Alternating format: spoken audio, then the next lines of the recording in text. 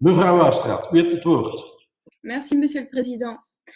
Alors, si la pandémie de coronavirus est, à un titre, une tragédie qui frappe énormément de personnes, elle a tout de même eu certaines conséquences positives et inattendues. L'une d'entre elles est l'interdiction des feux d'artifice, décidée par le fédéral un mois avant les fêtes de fin d'année et formalisée par l'article 3, paragraphe 2 de l'arrêté ministériel du 28 novembre 2020. Il s'agit d'une conséquence positive parce qu'il semble clair que les dégâts provoqués par les feux d'artifice dépassent largement le plaisir que peut procurer leur utilisation chez certains. Je pense premièrement aux accidents humains qui surviennent chaque année et à l'importante nuisance sonore, mais aussi à l'impact environnemental en raison des particules fines et des métaux lourds libérés lors de l'explosion. Enfin et surtout au phénomène de panique généralisée que l'on observe chez les animaux sauvages comme domestiques. L'année dernière, j'adressais une question au gouvernement sur le même thème. Je ne vais donc pas davantage détailler ces aspects. À Bruxelles, la mesure fédérale n'a techniquement pas changé grand-chose puisque le tir de feux d'artifice par des particuliers faisait déjà l'objet d'une interdiction dans les 19 communes. Avant les fêtes, on a pu lire des articles de presse relatant d'importantes saisies de feux d'artifice interdits que plusieurs zones de police ont réalisées à Bruxelles. À Kuckelberg, l'une de ces interventions a par exemple permis de mettre la main sur pas moins d'1 tonne de matériel pyrotechnique. Malgré ces saisies, de nombreux feux d'artifice ont cependant été tirés par des particuliers en région bruxelloise comme ailleurs. Cela n'a pas été sans conséquence. Après les fêtes, on a pu apprendre le décès d'un jeune homme de 28 ans dans la province d'Anvers après qu'une fusée lui a explosé au visage.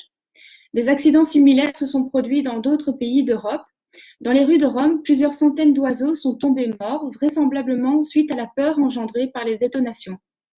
La réaction de panique ressentie par les oiseaux sauvages, on peut aussi l'observer sur les relevés faits ce nouvel an par les radars de l'Institut royal météorologique de Belgique et son équivalent néerlandais.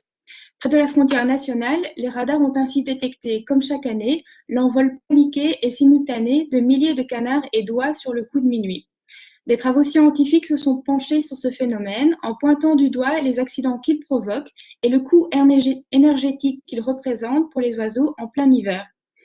Pourtant, cette année a démontré, si c'était nécessaire, que faire exploser des matières toxiques dans le ciel n'était nullement un passage obligé pour créer de l'émerveillement. La ville de Bruxelles a ainsi montré l'exemple en remplaçant le traditionnel feu d'artifice par un spectacle laser. L'interdiction d'utiliser les feux d'artifice a sans surprise été dénoncée par le secteur.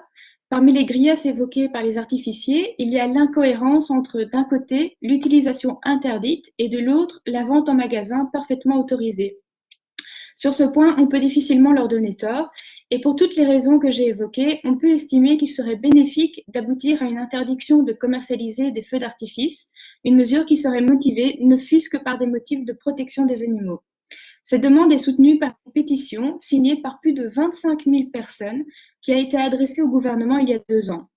À ce propos, il faut d'ailleurs noter que dans un avis rendu le 13 octobre 2020, le Conseil d'État a estimé qu'il est bel et bien possible pour la région de légiférer en matière de commerce si la mesure vise un objectif de bien-être animal.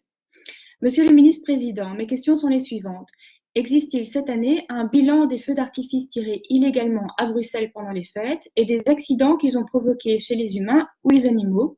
Savez-vous si l'interdiction fédérale des tirs de feux d'artifice inscrite à l'arrêté ministériel du 28 novembre 2020 est une mesure à vocation permanente? Quelle est la position de la région à ce propos? L'année dernière, M. Clairfailly répondait à ce même sujet que la région n'avait pas la compétence d'interdire la vente des feux d'artifice. Entre-temps, le Conseil d'État a remis un avis qui tend à dire le contraire pour ce qui concerne des mesures de limitation au commerce motivées pour le bien-être animal. Avez-vous pris connaissance de cet avis et si oui, a-t-il fait évoluer la position du gouvernement? Je vous remercie.